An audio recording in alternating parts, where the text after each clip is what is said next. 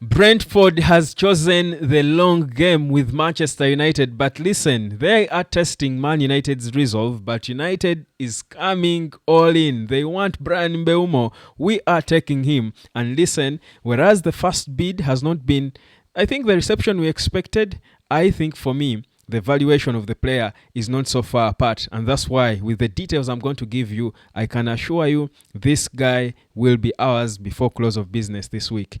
This, for me, is after analyzing this deal and looking at the situation, because the guy who is at the helm of these deals, Jason Wilcox, has even got himself a promotion.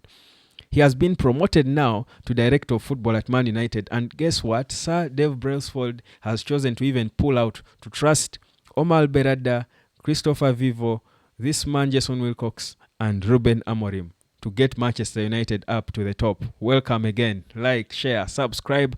Come and learn how to earn online. So many people all over the world are reaching out to understand this business called the internet. If you are not aware of how people earn money on the internet, please, you're doing yourself a disservice. Come so fast from wherever you are and learn with me. The number is down there on your screen. Now, let's get into it. Listen, now, first of all, the details of the deal that Man United tabled, that I should say was rejected. The bid, I sort of reject, because not rejection sounds rude, that it's done and that, but they are negotiating. So the initial bid from Man United was £45 million plus a £10 million in add-ons based on, of course, performances and what have you.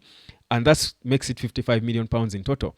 But Brentford are still clinging onto the fact that Man United agreed to pay £62.5 million to Wolves for Matheus Cunha, who has less goals, 15 against 20 from Mbeumo, less assists. He has, I think, is it 5 against 8 from Mbeumo.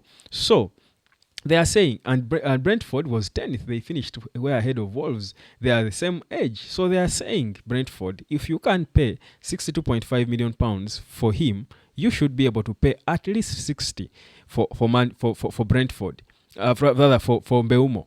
And so what they have done is their first response to Man United's opening £55 million bid, that's the total, is we want to start negotiating from 70. So 70, we're going down. So we meet somewhere. It's called the Batna. They know their Batna. Probably the Batna is the 60 million I've spoken about. 60, 65. That's what they are hoping for. I think the ideal for Brentford would be give us 60 plus 5 million in add-ons.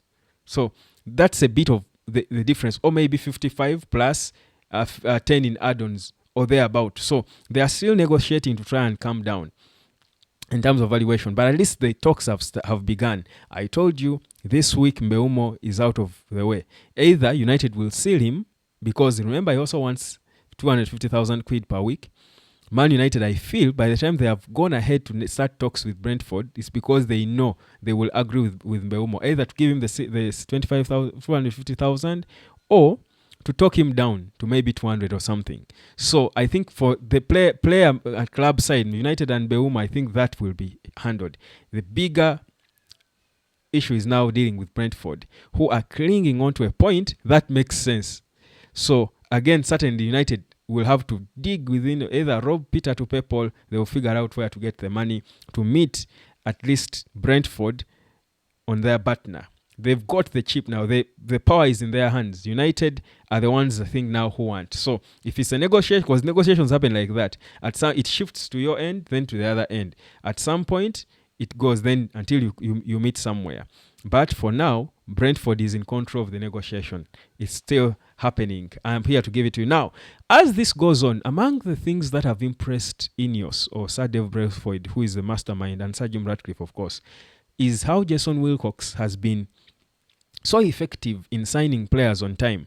Him and Christopher Vivo. And Christopher Vivo, by the way, was his recommendation because he works with him. He recommended him first to come in on the interim.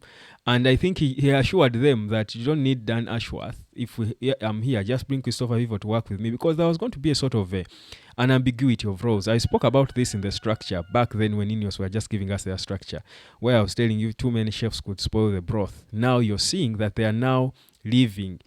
So now that they have identified the right people put together the right structure, know the right direction, cut off the right number of people. They feel they have put Man United in a place that's manageable now and effectively can be able to proceed. That's why Dave Brentford has pulled out. It's a beautiful sign, guys. It's an encouraging sign to see that the INEOS mastermind, Brentford, is now pulling out and letting Jason Wilcox now be elevated to a director of football at a level where he then will also access the board. He will be going into board meetings to report to them and linking the board and the football. So he's the bridge between the technical part of the club and the board. So anything technical, he's the one talking in them meetings. So he's now going into these board meetings with the CEO, Omar Berada. That's a bit of the difference with the promotion. It's because he has convinced them that he's a worthy guy. So if a rich man pulls you close to his table, that you can have access to me, it's a sign of maximum trust, that they trust what he's doing, the team he has set up, the way he relates with Ruben Amorim. Amorim keeps praising him. Whenever he's been asked about signings, he's always referring to Jason Wilcox and the good work he has done, I think, and Omar Berada, the CEO. And this is how you form a team, a working team. You need to have 4 people, the one at the helm, of course, the CEO, a director of football, and a coach who are in bed, because at times, because the director of football also has footballing knowledge, at times they clash with the coach or the manager. In this case, these guys are in bed, and then a young guy, Christopher Vibo, who is the runner, and of course throwing off nice ideas, the smart little kid, a young smart kid, because Jason Wilcox is 53. He's a bit old school maybe. Amorim is a young man. You need a balance in age, the way they do things, the way they think, these young people. So that's the Christopher Vivo. He's the spice in these meetings. Omar Berada, where he's the CEO, brings this experience from Man City, and that's why you're seeing United, even in their lowest of lows, is landing big players ahead of teams that seem to think they are doing better than United. It's because the team is right. Guys, it's very important to have the right team around the coach. And for me, this has been confirmation that we've got the right team in place. And with the right team, we can only wait for the good days to come. Things are happening fast with Manchester United. Now, according to reports we get, United are also considering signing, I think, of course, the goalkeeper is a given. That's one, but also a midfielder is still key on the list.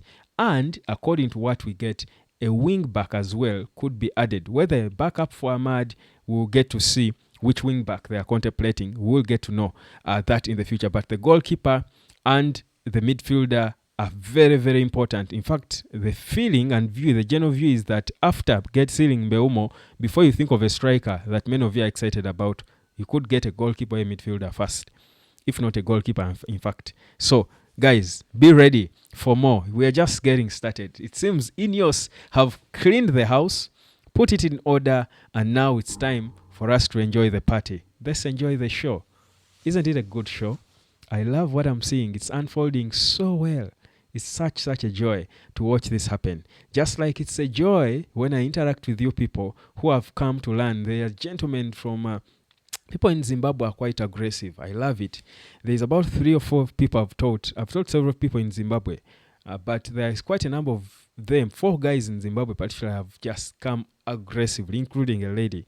They are so aggressive. They are just pushing and doing things. They're excited. They love what they're doing, and they are certainly on the right track, on the right path to hit it. So I think I love that. So guys, please embrace this internet.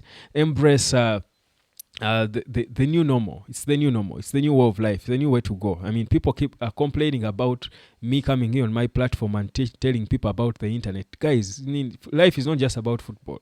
Football is how we meet, but the internet is going to be here for life. It's going to be a part of you, and you can earn from it. So you should learn. Instead of complaining how I spend a few minutes talking about teaching you how to earn money on the internet, like I have this is my platform. Why can't I teach people on my platform if I can do it? So guys, come and learn how to earn online so that you don't burn your time and data, so that your household uses the internet to bring in money. It's only a win. It's a good thing for anyone, regardless who you are or which part of the world you're in. I'm waiting for you. The number is down there on your screen. Mbeumo will come. Colleagues, Mbeumo will come.